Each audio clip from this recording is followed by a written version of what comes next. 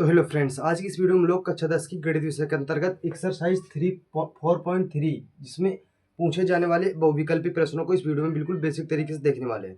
तो आज की इस वीडियो में हम लोग टॉप 5 बहुविकल्पी जो हर साल बोर्ड एग्जाम में पूछे जाते हैं उसको देखने वाले हैं। तो हमारी एक्सरसाइज 4.3 में पूछे जाने वाले ऑब्जेक्टिव प्रश्न को आज हम लोग देख रहे हैं। तो कह रहा है यदि विविक्तर डी बराबर 0 से बड़ा हो तब मूल होते हैं। कह रहा है यदि विविक्तर डी, विविक्तर आप जानते हैं विविक्तर डी को कहते हैं, डी बराबर होता है बी स्क्वायर माइनस 4ac। जब हम लोग द्विघाती सूत्र लगाते हैं एक्स बराबर minus b plus minus under root d upon 2a।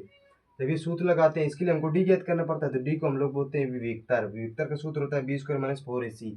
कह रहा है यदि विविक्तर डी 0 से बड़ा हो तब मूल होते हैं। तो हमने 3 कंडीशन इसकी बताई थी। जब d 0 से बड़ा होता है तो 2 वास्तविक मूल होते हैं, 2 भिन्न तथा वास्तविक मूल होते हैं।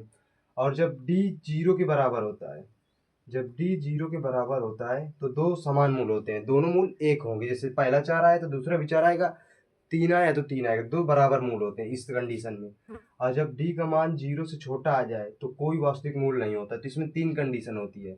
तो ये हमारी पहली कंडीशन कह रहा है 0 से बड़ा, तो 0 से बड़ा में 2 वास्तविक एवं भिन्न होते हैं, तो हमारा सही हो जाएगा।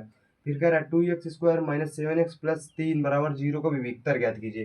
विविक्तर आपको बताया कि डी को कहते हैं, डी बराबर होता है बी स्क्वायर माइनस 4ac। सबसे पहले हम इससे ए बी सी के मान ज्ञात कर लेते हैं। ये ऐसे रहेगा, हम इससे ए बी सी के मान ज्ञात कर लेते हैं। तो जो एक्स स्क्वायर के गुणे में होता है वो ए का मान होता है, तो एक्स स्क्वायर के जो गुणे में होता है वो ए का मान होता है।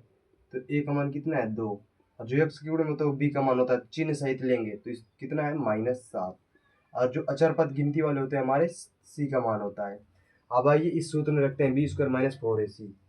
तो डी बराबर बी स्क्वायर, बी का मान कितना है -7, तो -7 का स्क्वायर माइनस 4ac। ए का मान कितना है 2, सी का मान कितना है 3, 7 का स्क्वायर कितना हो जाएगा 49। अब देखो माइनस माइनस का गुणा कराएंगे, -7 गुणे -7 वर्ग का मतलब होता है, तो माइनस माइनस का गुणा प्लस होता है, तो प्लस का 49 हो जाएगा। अब 4 दूनी तीन तीन दूनी 6, 6 चौका 24, तो माइनस का 24। तो डी बराबर 25 में 24, 49 में 24 गए तो 25। तो हमारा जो 25 ये दूसरा विकल्प सही हो जाएगा। फिर कह रहा है द्विघात समीकरण के मूलों की संख्या होती है। तो देखो द्विघात समीकरण में मूलों की संख्या 2 होती है और द्विघात समीकरण में अधिकतम घात 2 होती है। अगर त्रिघात कहेगा तो 3, इसी प्रकार क्रम से बढ़ता रहता है। तो हमारा कह रहा है द्विघात समीकरण की मूलों की संख्या होती है, तो मूलों की संख्या 2। क्योंकि जब हम इस तरह के द्विघात समीकरण को किसी भी को हल करते हैं तो हमारे एक्स के कितने मान निकलते हैं 2। तो वही कह रहा है मूलों की संख्या होती है तो 2 होती है। फिर कह रहा है यदि a बराबर 0 तो समीकरण ax square plus b x plus c होगा।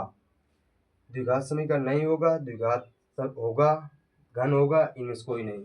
जब देखो a का मान यहाँ पर 0 कर देंगे तो एक्स स्क्वायर का पद पूरा 0 हो जाएगा, केवल ये बचेगा अचर, ये रैखिक समीकरण बचेगा। तो यहाँ पर रैखिक समीकरण का विकल्प ही नहीं है, कह रहा है द्विघात समीकरण नहीं होगा, तो ये हमारा द्विघात समीकरण नहीं होगा। अगर a का मान यहाँ पर 0 कर देंगे हम तो ये द्विघात समीकरण नहीं होगा। फिर कह रहा है एक्स स्क्वायर माइनस 3 के मूल होंगे। देखो यहाँ पर एक्स स्क्वायर माइनस 3 बोला है, तो यहाँ पर देखो एक एक्स वाला जो हमारा पद है वो नहीं है, तो वो हमारा एक्स का मान यहाँ पर 0 है तो वो पद नहीं है। तो आपको देखो यहाँ पर एक सूत्र दिख रहा होगा कि ए स्क्वायर माइनस बी स्क्वायर, तो यहाँ पर वही सूत्र लगाओ।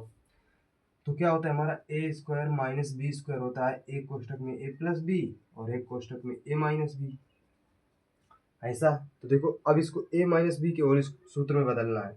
तो x को हम लिख सकते हैं एक्स का स्क्वायर। अब 3 को हम किसका स्क्वायर लिख सकते हैं, 3 के अंडर रूट 3 के स्क्वायर नहीं लिख सकते। अगर अंडर रूट 3 के स्क्वायर करेंगे तो 3 उससे बाहर निकल के आ जाएगा। अब देखो एक कोष्टक में हम इसको लिख सकते हैं एक्स प्लस अंडर रूट 3 और एक में लिख सकते हैं एक्स माइनस अंडर रूट 3। अब इसको 0 बराबर करेंगे तो एक बार प्लस का मिलेगा एक बार माइनस का मिलेगा, तो प्लस माइनस का अंडर रूट 3 सही हो जाएगा। तो इस प्रकार से हमने टॉप 5 वो विकल्प भी बताए जो बोर्ड परीक्षा में पूछे जाने वाले हैं।